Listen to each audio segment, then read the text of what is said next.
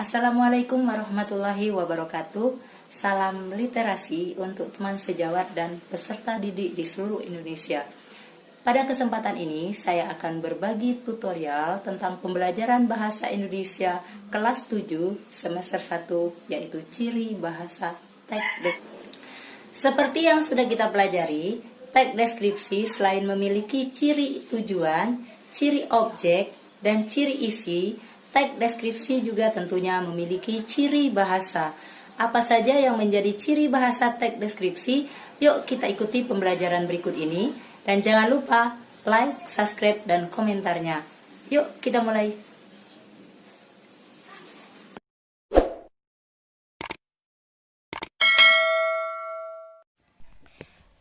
Secara umum, ciri bahasa teks deskripsi terbagi menjadi 6. Yang pertama, menggunakan kata-kata khusus. Berikutnya, menggunakan kalimat rincian. Selanjutnya, menggunakan kata bersinonim dengan jenis kata sifat. Kemudian, menggunakan majas.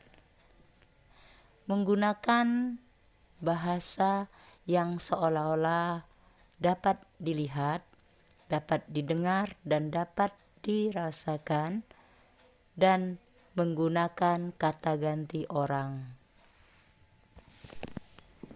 Kata khusus maksudnya kata yang bermakna secara spesifik. Contoh, kata merpati. Kata umum dari merpati adalah burung. Burung mempunyai makna yang umum karena burung terdiri dari bermacam-macam dan berjenis-jenis, dan jenis burung tersebut merupakan kata khusus karena maknanya sudah khusus. Contoh, merpati, burung bangau, burung nuri, dan sebagainya. Jadi, kata khusus merupakan bagian dari kata umum. Ciri bahasa kedua teks deskripsi adalah menggunakan kalimat rincian. Nah, di sini saya menggunakan teks Si Bagas Kelinciku. Di situ ada kalimat yang menyatakan Bagas sangatlah manja. Bagas sangatlah manja merupakan kalimat umum. Kemudian penjelasan dari kalimat tersebut adalah hampir tiap malam Bagas tidur di ujung kakiku. Sebelum ku elus-elus, dia akan selalu menggangguku. Dan seterusnya. Itu merupakan kalimat rincian. Kenapa dikatakan kalimat rincian? Karena dua kalimat tersebut merupakan penjelasan dari kalimat pertama yang menyatakan Bagas sangatlah manja. Jadi kalau saya simpulkan, kalimat rincian ini merupakan kalimat penjelas dari kalimat utama.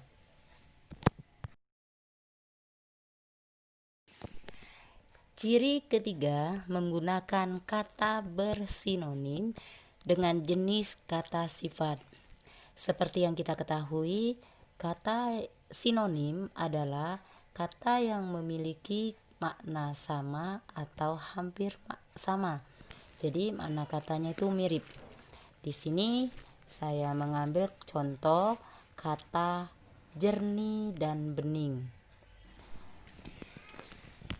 Kata jernih dan bening memiliki makna yang bersinonim dengan jenis kata sifat. Pengarang menggunakan kata jernih pada teks Si Bagas Kelinciku, tidak menggunakan kata bening karena kata jernih memiliki emosi yang lebih kuat. Berikutnya ciri keempat adalah menggunakan majas. Majas adalah kumpulan kata atau bahasa yang digunakan penulis untuk memperkuat ide yang disampaikan. Di sini saya mengambil contoh pada Si Bagas Kelinciku adalah matanya coklat seperti madu. Nah, saya menyimpulkan matanya coklat seperti madu tergolong majas metafora karena membandingkan warna mata dengan warna madu. Pada teks deskripsi, biasanya majas yang sering muncul adalah majas metafora dan majas personifikasi. Majas metafora, majas yang membandingkan benda atau sifat benda, sedangkan majas personifikasi, majas yang menganggap seolah-olah benda mati hidup seperti manusia. Ciri bahasa yang kelima, menggunakan kata-kata yang seolah-olah dapat dilihat, dapat didengar, dan dapat dirasakan untuk mengkonkretkan ide yang ia sampaikan atau yang penulis sampaikan. Pada contoh si Bagas Kelinciku, saya mengambil kalimat kata yang seolah dapat dilihat dengan contoh sebagai berikut. Bagas memiliki bulu yang lebat dan putih bersih. Dalam kalimat tersebut, pengarang mengajak pembaca seolah-olah dapat melihat warna kelinci yang ia deskripsikan. Kemudian kalimat yang seolah dapat didengar, saya mengambil contoh, Buk sering terdengar ia menjatuhkan diri. Selanjutnya, untuk kalimat yang atau kata yang seolah-olah dapat dirasakan, saya mengambil contoh kalimat, Bagas sangatlah manja. Ciri terakhir adalah menggunakan kata ganti. Saya mengambil contoh, si Bagas Kelinciku. Ku merupakan kata ganti orang pertama tunggal. Seperti yang kita ketahui, teks deskripsi, teks yang menggambarkan suatu objek secara rinci, tetapi bersifat subjektif. Jadi, penulis bisa menggunakan kata ganti untuk memperkuat emosi atau ide yang disampaikan pada saat menulis. Teman sejawat dan peserta didik Indonesia, kalian bisa menemukan sendiri dan atau menambah koleksi contoh ciri-ciri bahasa teks deskripsi pada teks deskripsi yang terdapat di dalam buku paket atau teks deskripsi lainnya. Selamat mencoba.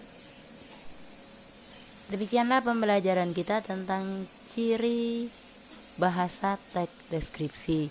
Semoga pembelajaran ini bermanfaat dan bisa membantu rekan-rekan dan peserta didik Indonesia. Sampai bertemu di video pembelajaran berikutnya. Terima kasih. Wassalamualaikum warahmatullahi wabarakatuh.